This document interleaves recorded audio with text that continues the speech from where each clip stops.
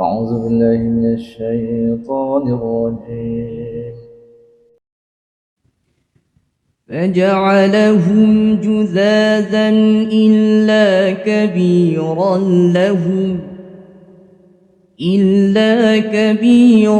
لهم لعلهم إليه يرجعون قالوا من فعل هذا بآلهتنا إنه لمن الظالمين قالوا سمعنا فتى يذكرهم يقال له إبراهيم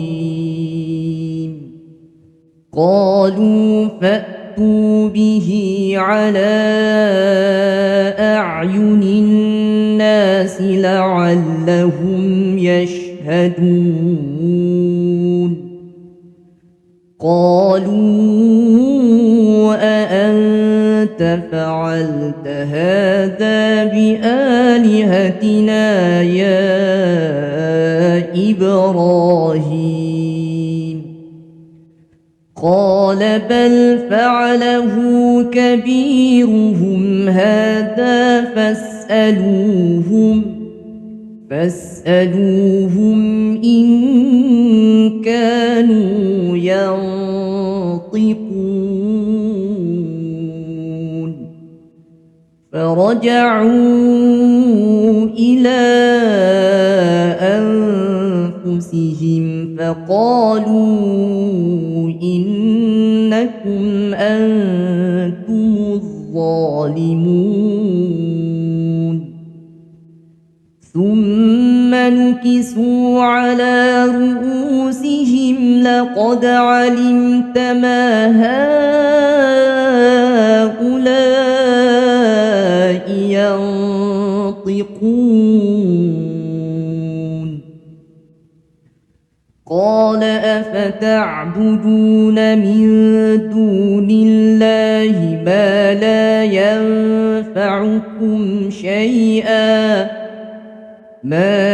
ينفعكم شيئا ولا يضركم. So he broke them to pieces, all, except the biggest of them, that they might turn to it. They said, "Who has done this to our Aliha, gods? He must indeed be one of the wrongdoers." They said, "We heard a young man talking against them who is called Ibrahim." They said, "Then bring him before the eyes of the people that they may testify." They said, "Are you the one who has done this to our gods, O Ibrahim?" Ibrahim said, "Nay, this one, the biggest of them, idols, did it. Ask them if they can speak."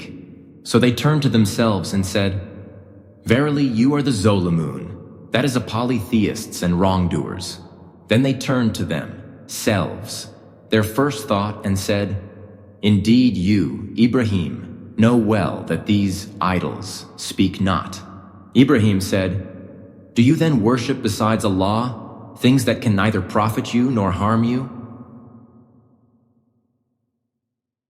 He went there where the idols were and he made all of them فَجَعَلَهُمْ, he made all of them جُذَاذًا.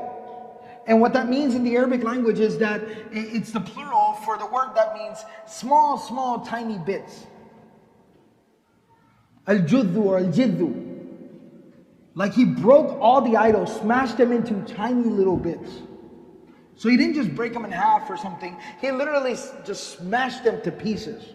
فَجَعَلَهُمْ جُذَاذًا. He crushed them, smashed them to pieces. إِلَّا كَبِيرًا لَهُمْ. Except for the biggest one amongst them. Except for the largest idol that they had. He left that idol intact. Why did he do that? لَعَلَّهُمْ إِلَيْهِ يَرْجِعُونَ.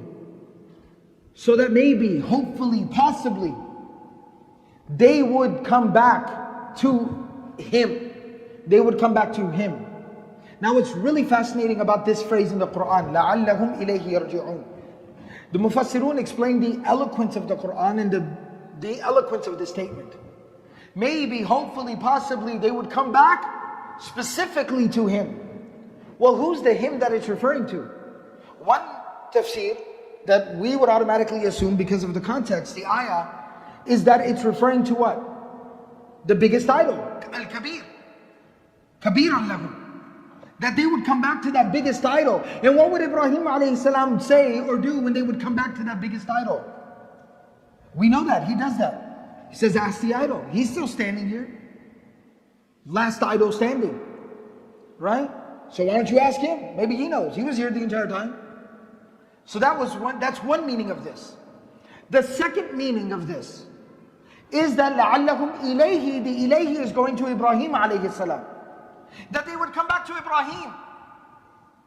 Because what happened, based on the tafsir that I provided, that I was explaining in the previous ayah, Ibrahim alayhi salam is standing in public, making a public statement saying that, I swear to God, mark my words, I swear to Allah, mark my words, I will deal with these idols of yours after you people are gone.